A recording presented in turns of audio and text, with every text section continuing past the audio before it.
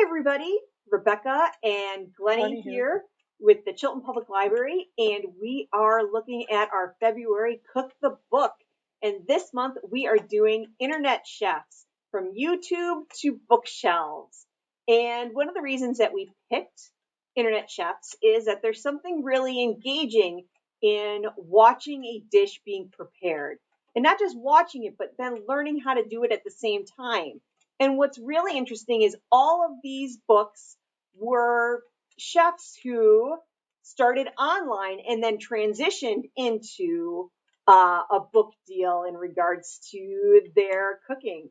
So I know that Glennie, you haven't really watched, right?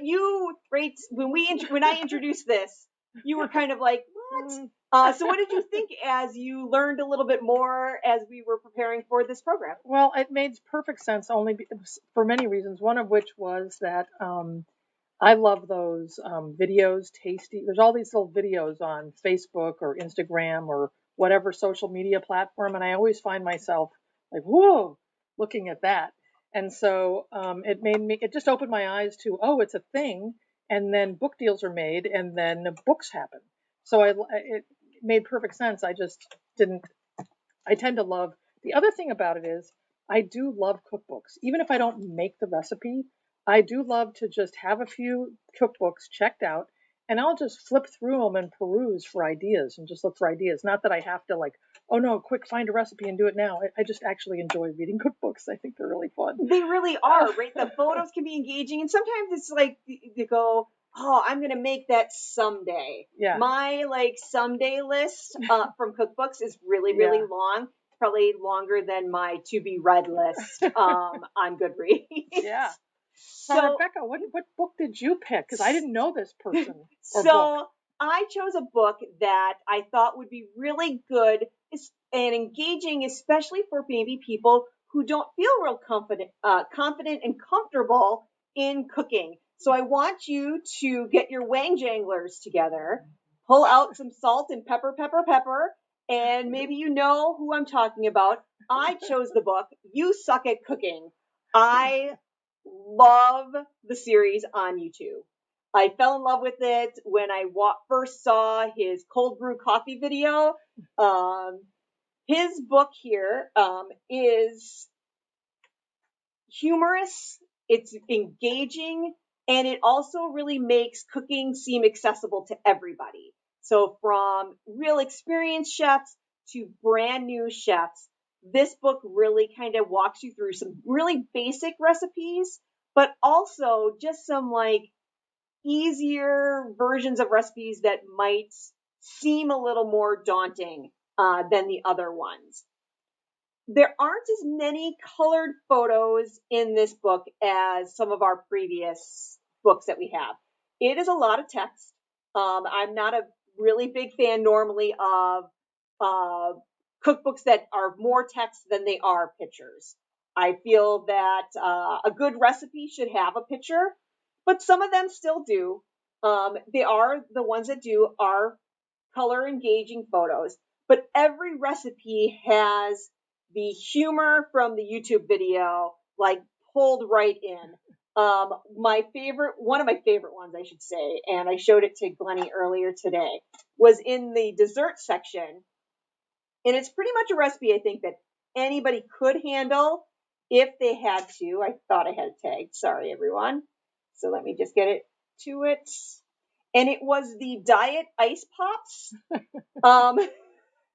right, which was just frozen water. But it was really, really great in regards to the fact that it had it. I thought it was a really good representation of what this book is like.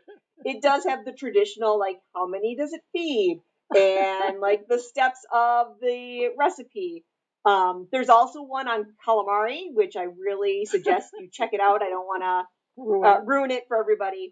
What was really interesting though about this book is that it is divided in the normal sections: breakfast, sandwiches, lunches, desserts, but it has a vegetable section, and it actually has two vegetable sections.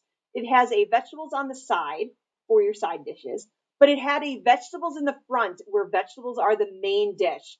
And I thought that was really interesting because I don't think you normally find that in a lot of cookbooks that aren't maybe particularly vegetarian or vegan focused. And so the fact that they actually had a section that was just about vegetables being the main part of your dish, I thought was really impressive and really accessible to a wide range of readers. So I decided to stick with my theme that I did from last month when we did our meal prep, that I wanted to continue to look for ways to make sure I had breakfast. And I can tell you, I haven't been really great at the breakfast meal prep. I've gotten better for my lunch, Glennie can attest, but my breakfast, maybe not so much. So the recipe that I did, and we're gonna show this one because it's a really simple recipe, is the chia cereal pudding oatmeal type deal. And it is just chia seeds, shredded coconut. This recipe called for almonds. I'm using pecans because that's what I had at home. Vanilla almond milk or a milk of your choice. I'm using whole milk because once again, that's what I had at home. Maple syrup, vanilla extract, and then you could add pretty much anything else that you want to it. So I'm going to switch over the camera so that you can now see as I'm going to tell Glennie how to make this dish. So the first thing you're going to do is you're going to use a tablespoon of chia seeds. I bought all my ingredients right at Walmart in town here. So these are all going to be ingredients that you can find easily. I would say that you probably, right, measuring isn't absolutely necessary for this dish. Then you're going to use 2 tablespoons of shredded coconut. I had sweetened shredded coconut, so mine's going to be a little sweeter, and that's good for me. I like that. And then you're going to use 2 tablespoons of chopped almonds. I'm using chopped pecans. And then it's just a tablespoon of maple syrup. I mixed it after I added the milk. Oh, tablespoon of. Yep, a tablespoon of maple syrup. It's been sitting in the fridge at the library for a little while, so it took a little bit of strain. And then you could use like a capful of vanilla extract, more or less to taste. And then the recipe said a half a cup of milk. Now I would just pour milk like you would pour milk for your cereal, pretty much. You want your milk to taste, then you're just going to stir it up. And now this is the kicker though. You need to let this sit. The recipe recommends 10 minutes. I found that at least 30 minutes was pretty good. It helps those chia seeds absorb some of that milk. It is still going to be pretty like cereal-like. So think of it like grape nuts type cereal with chia seeds instead of whatever grape nuts actually are. I'm not sure if it's a type of grain, I think, but I'm not sure which it is. And that was it.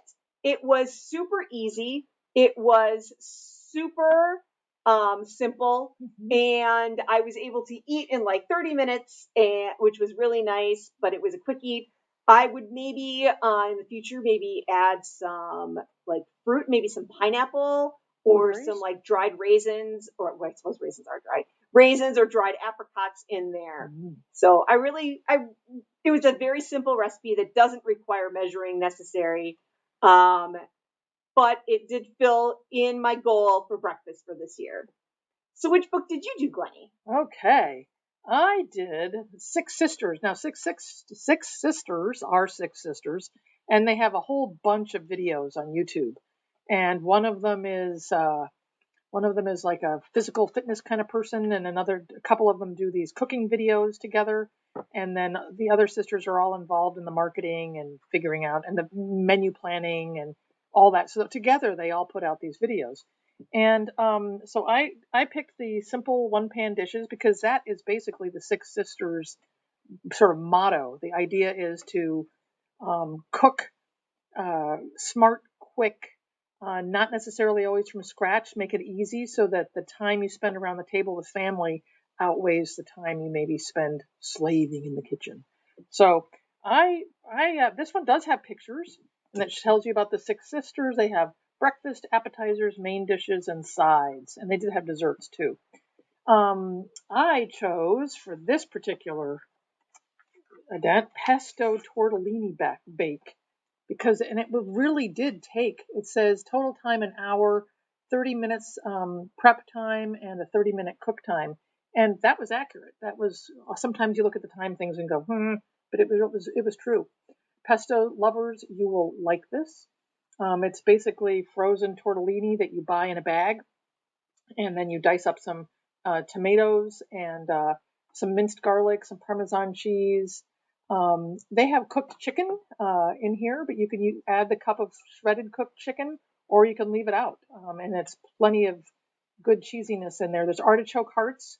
I didn't have a 12-ounce can. I only had like a 6-ounce can, so then I added some Kalamata olives too to amp that up a little, and a zucchini and some shredded cheese on top. So you basically boil up your tortellini and mix that with this other sauce that you make stovetop, and it really, the way they tell you how to do it and spell it out, it's really quick and simple. That's the recipe. It's short, it's easy to understand, and it happened, and it worked.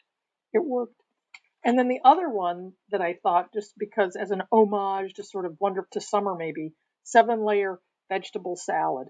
So, crunchy vegetables in February. Somehow that sounded appealing to me. It does. Every potluck is waiting to make this dish. Right.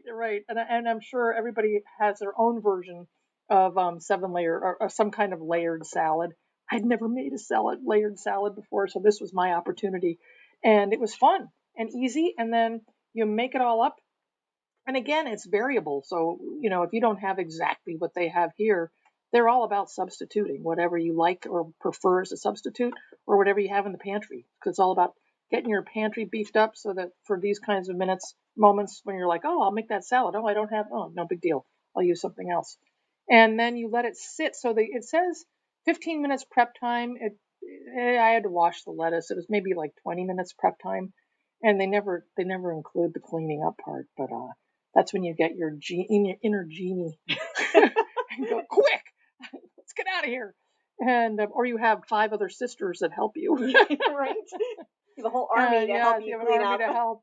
And but what I like about it is you make it and you can let it sit for 4 hours and you up till the next day. You don't have to like eat it right away. You know how salads get soggy? This is a really good one because the dressing gets layered on top and it's sort of a thick mayonnaise-y, sour creamy dill ranch kind of thing that goes on the top, so it doesn't like make everything soggy. So I'm excited about that. Wonderful. And I'm going to go and I'm going to switch that camera over so that we can see the dishes that you made and what they look like. So that is. Grab the camera and just kind of pan it over a little. Sure. So this one here, the first one, that's the tortellini one. Yeah, the tortellini bake. Now, did you have to pre-cook the tortellini, or does it? Yeah, I did because it was frozen. I mean, if you had access to fresh tortellini in the refrigerated section, but these were freezer tortellinis so I did boil them for 4 minutes. And that's not long. It doesn't take. So. It really didn't take long at all. And then while that was boiling, I was making in another pot. You put the pesto in with some milk and a little Parmesan, and you make your sauce that you end up pouring all over the top. And you can be dicing up your tomatoes and opening your jars. They're all about opening jars and dumping things. Oh, nice. Very I know some of their other cookbooks, I think, are some like freezer meal and I would like where to do. Like you're meal prepping in like a full family meal prepping. Yeah. Versus what we did last month where we were making individual meal preps. No, that I got sort of sucked down that rabbit hole online today. I was like, ooh, that looks good. It's easy. And yeah. And then the other one is this is a 7-layer salad. Gorgeous. And you can I didn't have bacon. You can also top it with bacon because who doesn't like bacon? But and it calls for chicken, but you can leave your chicken out or add it. I added, instead of chicken, I didn't have chicken, I put cashews in there. Oh, interesting. Yeah, so nuts. You found a different protein source. But there's also so much cheese and goodiness things in there that you wouldn't even need that. But I'm excited. Oh, I know, right? I'm getting hungry. I love our Cook the Book program. Like I've It been like, ensures that we have dinner maybe. right. I just sit there and I'm like, oh my gosh, I'm getting so hungry. Which is probably why maybe I shouldn't be doing breakfast. Maybe I should be, because we film in the afternoon. Maybe I should be making more of like a more substantial amount Next of time, food. make dinner and take it home. Yeah. For So fam. so thank you everybody for joining us today for our Cook the Book. It's been fun. If you have a cookbook that you are looking forward to seeing, leave us a comment below, or you can leave a comment on our Facebook page, or send us an email, or just even call us. Do we still have that Vern's gift card? We do still have that Vern's gift card. So we would love to see what internet chef you like. Maybe go ahead, use one of their books or use one of their videos online and share the link to the video and a picture of the dish that you made. See how it turned out for you. Let us know. And maybe we could give that gift card away soon because it's sitting on my desk and I'm really hoping to give it away to somebody. So we just ask that the winner is able to pick it up at the library. And if you can't, we will mail it, but you need to be within our service area for us to mail it to you. So we're hoping to give that away. And let us know what you want to see for next month in March. We're getting near spring, so we might be looking at some more spring prep time, maybe even some summer prep cookbooks to get us all hoping for the snow to be melted and some more sunshiny days. Tasty treats. Yes. So it's been a pleasure. Everybody have a wonderful evening, and we will see you guys next month. Sounds good. Bye. Bye, guys.